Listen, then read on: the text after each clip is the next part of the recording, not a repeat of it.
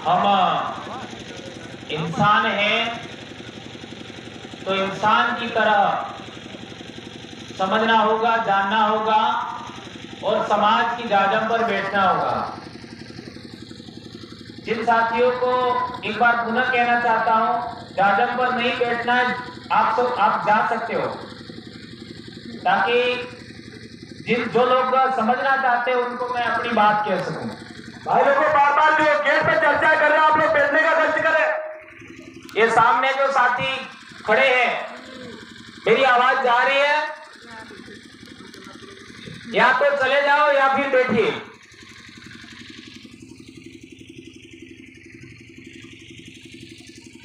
आप सब पंडाल में बैठे मेरे समाज बंधु,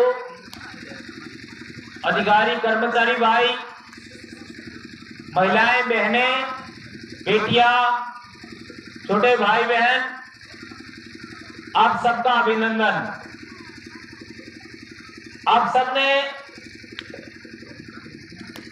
काफी बड़े समय से कई सारे साथियों को सुना और हमारे समाज की दिशा और दशा पर चिंतन मनन किया। हम लोग एक लंबे समय से समाज के जन जागरण में लगे हैं और हमारा एक लंबा अनुभव है। हमने कई उतार चढ़ाव देखे, छोटे भाई, कई बड़े बड़े पहाड़ों को खत्म होते हुए देखा और कई छोटे छोटे लोगों को बड़ा बनते हुए भी देखा। आज मेरा अपना सामाजिक जीवन की बात करूं तो मेरा 22 साल हो गया समाज में काम करते हुए, बोलते हुए। तो हमने काफी जानकारी जुटाई, हमारा अनुभव भी है। इसी अनुभव की एक कड़ी हमारे बीच नहीं रही। कल हमारे जो खरगोन से भाई जितेंद्र जी असलकर, उनका 2-3 दिन पहले देहांत हो गया और हम लोग परसों से निकले हैं उनके कार्यक्रम में वहां जा करके यहां पर आए और आज शाम को हम यहां पर आए। 2 रात लगातार हम चले। तो सबसे पहले तो हम उनको श्रद्धांजलि देना चाहेंगे। तो आप सब जहां भी बैठे हैं वहां एक बार खड़ा हो जाइए, 1 मिनट का अपन मौन कर लेते हैं।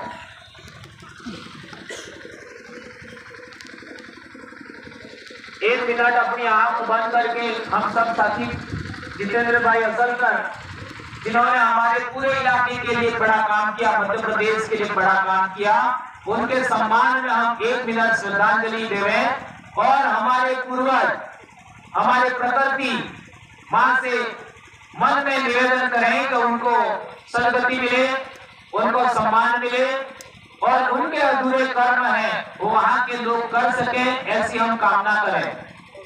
आंखें बंद करें।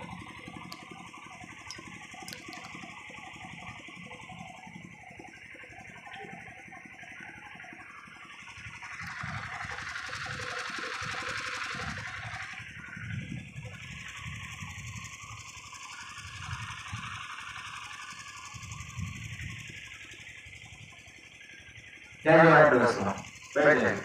जितेंद्र अमर रहे, जितेंद्र अमर रहे। जैसा कि आपने कई सारे साथियों को सुना, एक हमारे भाई ने शिकायत किया कि हमारे नेता ऐसा करते हैं, वैसा करते हैं। हमने एक ऐसी व्यवस्था बनाई है कि जो नेता समाज की जमीन बेचने का काम करे उसको हर हाल में वोट नहीं देना, ऐसा हमने व्यवस्था बनाया है। अब इस व्यवस्था का अंतिम कड़ी, जिले लेवल की कड़ी है डीसीसी, ब्लॉक लेवल की कड़ी है बीसीसी और ग्राम लेवल की कड़ी है वीसीसी।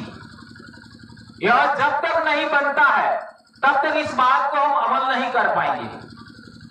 और आज 1 तारीख है, हमने पिछले 1-1.5 साल पहले निर्णय लिया था और लगातार हमारे कार्यकर्ताओं को प्रशिक्षण दिया। उनकी क्या समस्या आएगी, कैसे काम करना है, क्या करना है, सब प्रकार के प्रश्नों का अंत कर दिया।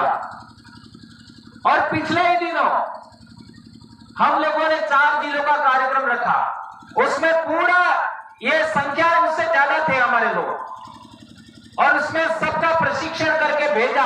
और आज की तारीख में 5 जिलों में एक साथ बीसीसी का गठन हो रहा है। यह अपने आप में पूरे देश में पहला उदाहरण है। ऐसा आज तक कहीं पर भी नहीं हुआ है कि इतनी ग्राम पंचायतों में एक साथ मीटिंग हो रही है, ऐसा कभी नहीं हो रहा है। और वहां पर केवल आदिवासी लोग अपना एक कड़ी, सबसे मजबूत कड़ी ग्राम एकीकरण समिति उसका गठन कर रहे हैं। ऐसा आज तक कभी देखा नहीं गया।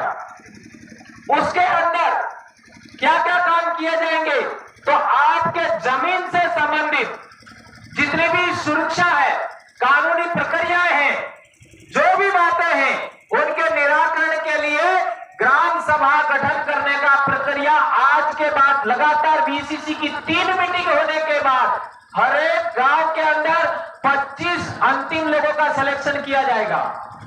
25, और वे लोग अपने गांव की सुरक्षा किस तरीके करनी है, क्या करना है, उसका निर्णय करेंगे। और वे लोग अंतिम 25 होंगे, उनका पूरा सूचीकरण पूरे जिले का करने के बाद, पूरे ब्लॉकों का इकट्ठा करने के बाद हम एक साथ जिला कलेक्टर को पकड़ाएंगे। और इसी बीसीसी के जो 25 साथी हैं, उनके दिशा निर्देश में उस गांव के अंदर जो स्कूल चल रही है, उस स्कूल में कोई किसी प्रकार का कोई कमी खामी है तो उस पर बात होगी। उस गांव में कोई शिक्षा के अलावा स्वास्थ्य को लेकर के कोई बात समस्या आ रही है तो उसको लेकर के भी बात किया जाएगा। जहां तक दारू की बात आती है, हमने इतने लंबे समय तक बोला, लेकिन समस्या क्या आ रही है कि जो लोग आपका सरकार में बैठे हैं वो जबरन दारू बेच रहे हैं। क्या ये बात सही है? बिल्कुल सही है। हमारे इलाके में संत गोविंद गुरु महाराज, संत सुरमान महाराज और कई सारे संत बड़े बड़े हुए, जिनका एक बड़ा योगदान है समाज को जोड़ने में, और उनके बहुत सारे भगत लोग हैं आज की तारीख में। लेकिन यदि वो भगत परंपरा आगे बढ़ती तो आज हमारे इलाके में दारू की दुकानें नहीं खुलती। लेकिन आज क्या हो रहा है कि हमारे इलाके में जितने भी चुनाव हुए पिछले सालों में, 1952 के बाद सभी चुनावों में दारू ही बांटा गया, दारू ही बांटा गया। और अब की बार उपचुनाव में हमारे लोगों का यहां तक कहना है कि 6 पंचायतों में इन लोगों ने 12 पॉइंट बनाए थे दारू बांटने के। विचार करिए, इतना दारू बांटा गया, इतना पैसा बांटा गया, और इतना आपका बकरे मुर्गे सब किया गया, इसके बावजूद भी हमारे लोग बिके नहीं। आखिर ऐसा कैसे हुआ? 4 मंत्री, मुख्यमंत्री, सबने प्रयास किया, इसके बावजूद हमारे लोगों को खरीद नहीं पाए। कैसे? इसका कोई कारण समझ में आया? नहीं समझ में आया।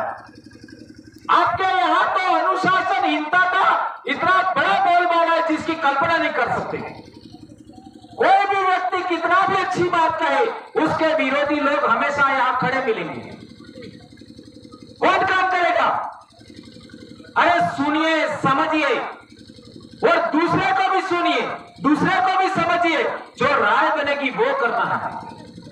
आपके यहां तो लोग एक बार समाज का लाभ लेकर के आगे बढ़ जाते हैं, फिर पीछे मुड़ करके समाज को कभी देखते ही नहीं है। ऐसे तो लोग आप लोगों ने जाजन से भेजे, कैसे काम होगा?